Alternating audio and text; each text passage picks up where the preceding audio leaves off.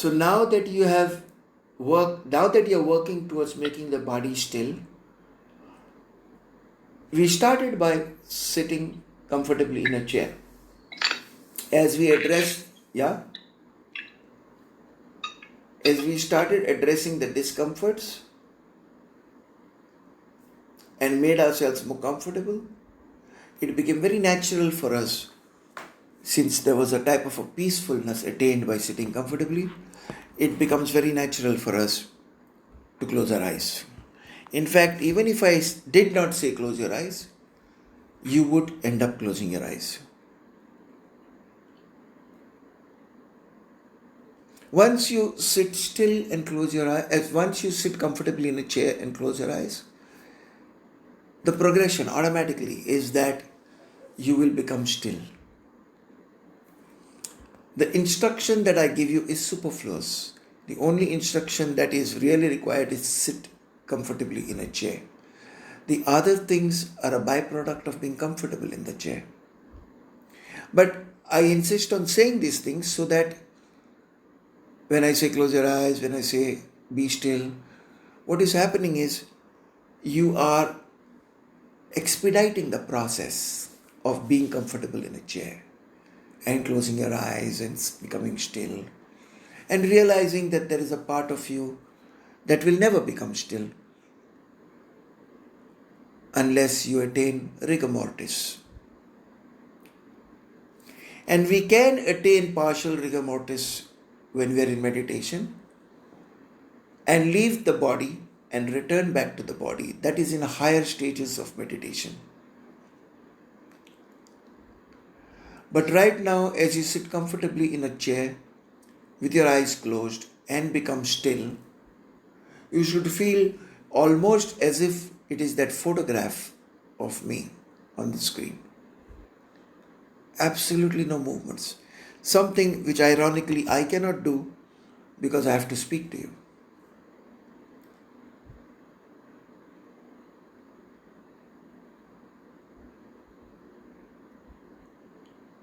And in that stillness, you begin to understand the rhythm of the music that is playing within you.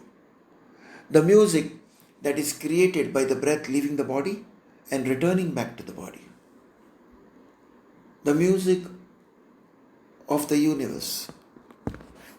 Celestial music, which does not necessarily come in sound waves, but in waves of sensations, and can lead to a rapture. It can lead to the feeling of rushing waters in later stages, where you feel a shiver, a blissful feeling overcoming you.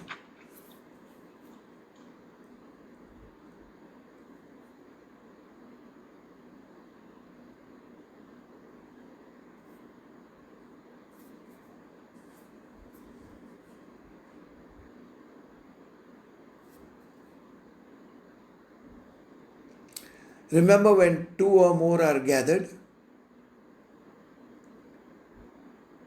he is present or she is present.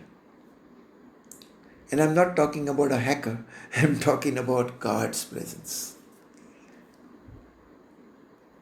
The presence of the universal creator who has the ability to observe everything that we are doing, because it exists in a whole different dimension.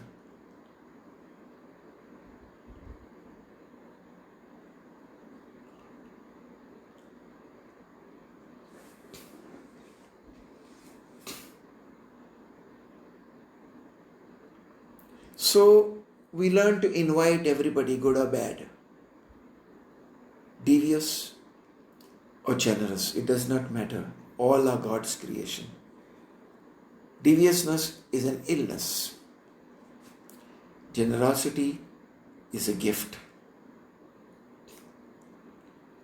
And as we now start watching this breath, which is the only thing that continues when we become still, our awareness of the sensations in our body increases. And it is through this awareness that we start learning to grow.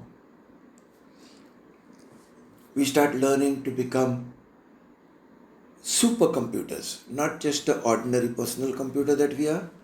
We become supercomputers, multitasking, with multiple observation, with multiple sensations, arising and passing, as we sit in our meditative posture and allow things to happen. When we are in the conscious world, we are doing the things ourselves. We are making things happen. But when we are in meditation, in the subconscious, we are allowing these things to happen on their own. We are just the observer. And when we come into the state of being the observer, that is when we begin to realize our godly nature. Just like God is the observer, when we become observers, we attain the mantle of God's nature.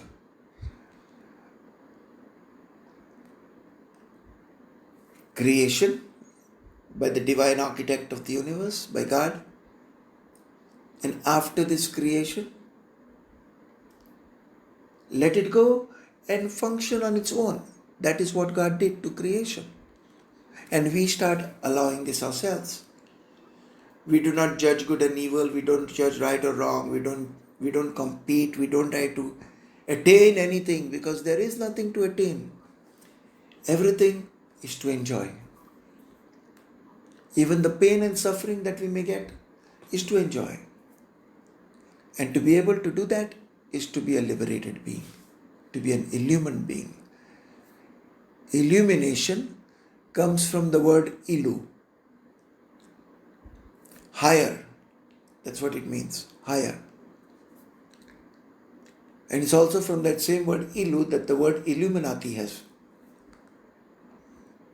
been created. Awakened being is another word. An awakened being is a being that observes. When you are in meditation, you are behaving like an awakened being. You are not involving your conscious, your ego. You're not asserting over anything. You're just sitting there and watching.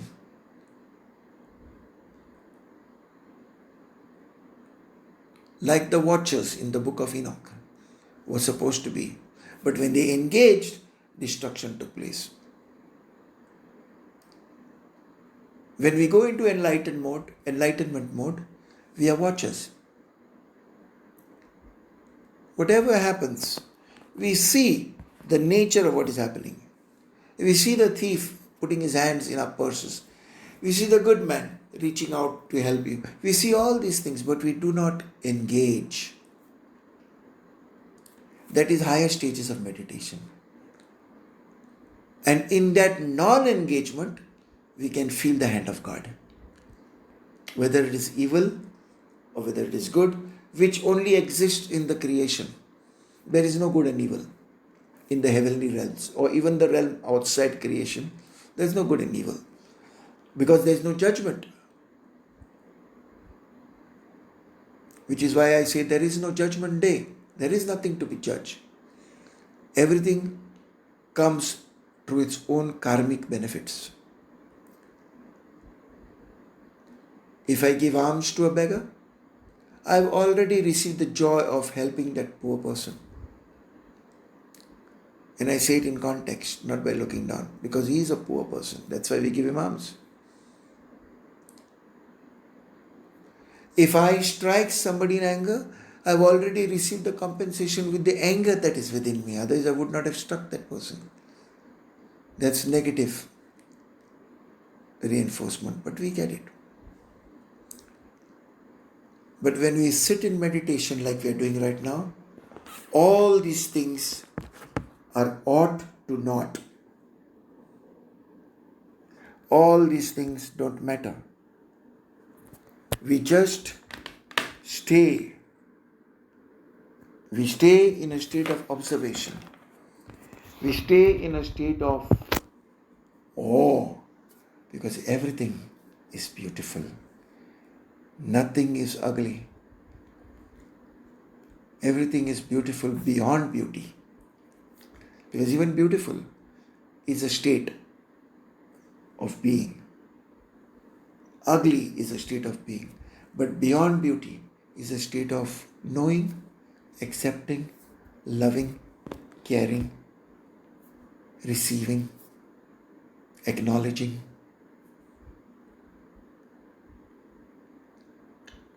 So as you sit in that state of stillness, allow things to happen to you.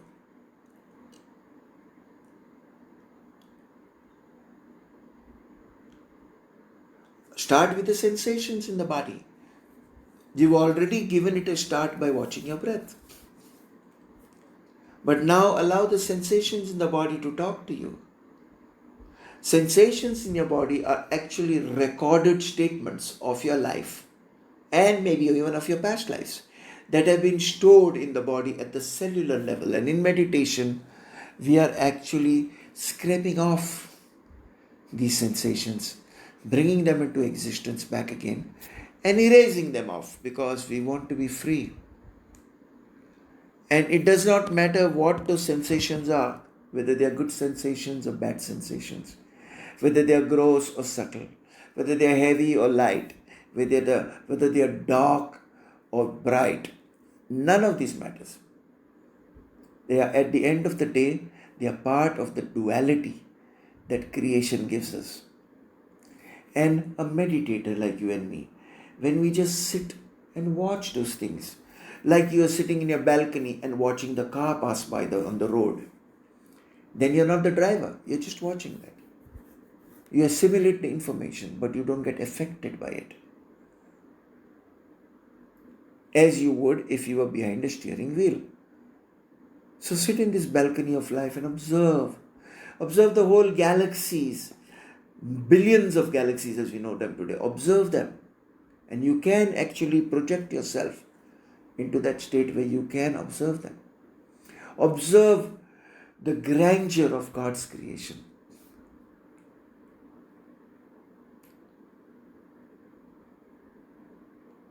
And once you start doing that, you will have brought yourself one step closer to experiencing God's nature, from where you can leapfrog into becoming like God.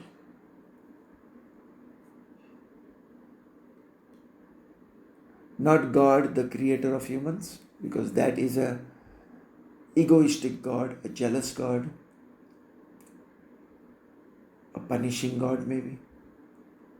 No, not the God who created humans, but the God who created everything, including the God that created the humans, the energy. And that is why in meditation we focus on the flow of energy, of higher vibrations. Like Tesla said, energy, frequency, and vibration. Everything is energy, frequency, and vibration. And when you start modulating the frequencies, when you start making more subtle the vibrations around you, you go deeper and deeper into a state of deep meditation, where you begin to see the existence of other dimensions besides your own. You begin to see other worlds underlying the one in which you are right now. And isn't that going to be beautiful when you achieve that? And you can achieve that. Trust me when I tell you, by my own personal experiences. You can achieve, and not only achieve, you can even interact with these worlds. And through these worlds, you can interact with this world. And you can do that through the power of meditation. And the greatest frequency that we have to enable this is the frequency of love, compassion, joy, generosity, kindness, laissez-faire, like the French would say it, surrender, letting go. All these words, no doubt, the energy that they bring along are powerful in helping us to make the transition from what we are to what we can become. And is that not why we came on this planet? So that we can become? So that we can grow? We detoured from our normal spiritual journey and took a human birth so that we can learn. We are here to learn lessons. What have I learned today? And in what way can I use that learning to make life for me and others better? Or in other words, to raise my vibrations, to raise my frequency. What have I done to do that today? Because every day is a new birth. When we sleep, we upload our information on the spiritual internet to the mainframe computer that is in the heavens. And we get recharged because we grow by every day. And then when we wake up in the morning, it's a new life based on all the experiences of that one day. And I believe it is a fly, the house fly, that lives for only 24 hours. I believe, I'm not sure, but it's been a while since I did all the science work. In the same way, we are like that housefly for one day. And we die when we go into a deep sleep that night. And we are born again the next day. That is why we take everything one day at a time. The death that we know of is departure from the physical body. But it is not the end of us. We go back to the realm, or maybe to a higher realm or a lower realm from where we came. That is where the concept of heaven and hell comes in.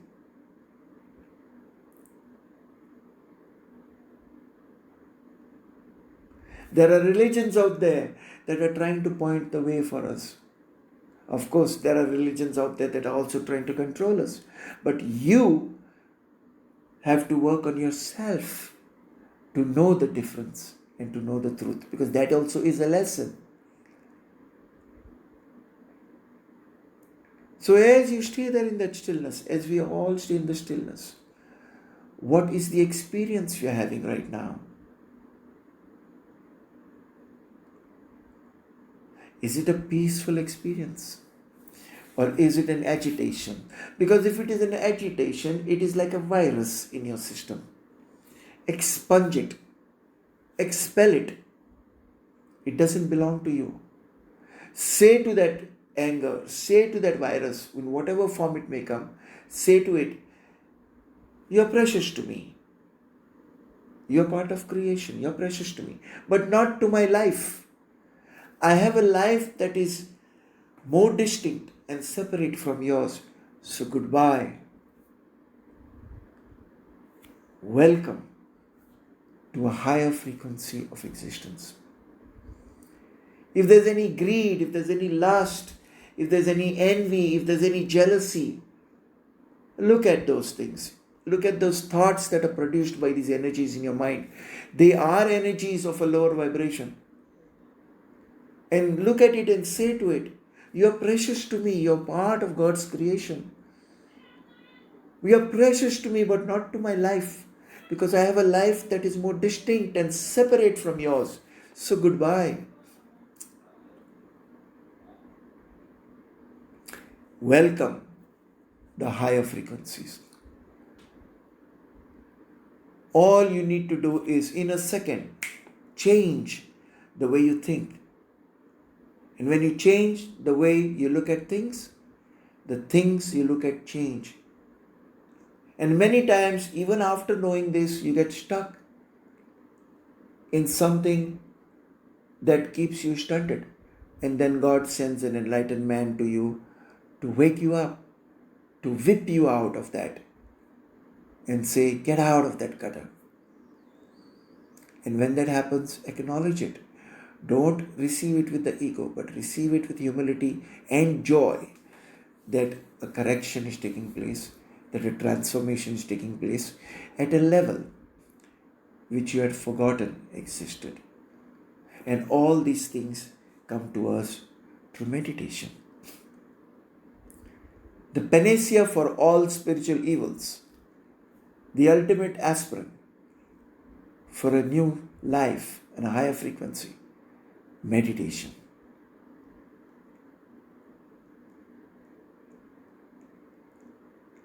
Feel.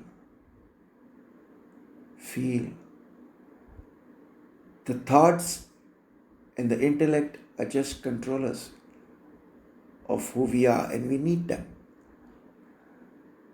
But true experience of divinity comes from heart. So feel. Feel everything. Feel the little ripples in your hands and feet. Feel the breath coming in and going out. Notice the distinction between the incoming breath and the outgoing breath, because the incoming breath is always cooler than the outgoing breath, because we are warm-blooded creatures. So the exhalation is always warmer. Notice these little things. These are like the little building blocks of awareness which lead to superstructures. And great giants are created in existence, not the Nephilim, but great giants of compassion, love, and joy and kindness. Christs, Gandhis, Nelson Mandelas, they are all created through awareness of starting with the little things in our lives. And now I will leave you in silence for a little while. But in parting, let me say this one thing. There is one great person that created us. There is no different gods, just one God, no matter what religion you may belong to. And if anybody tells you that their God is better or greater or more genuine than the others, run away, even if it is the truth. That is not important to us. There is just one great God that created us. And there is just one great person who can transform you. And that is yourself. So as we stay in meditation for the next 5 minutes, I'll switch off the boombox, which is my mouth right now. Stay for the next 5 minutes, and then I'll come back to you and I'll guide you more. But stay there. Immerse yourself in this bliss that is with you. Immerse yourself in this deep silence that will come. Welcome the Spirit, the Holy Spirit, which is not connected to any religious discipline or ideology, but is the Spirit with the vibration that ultimately created you and I. God bless you.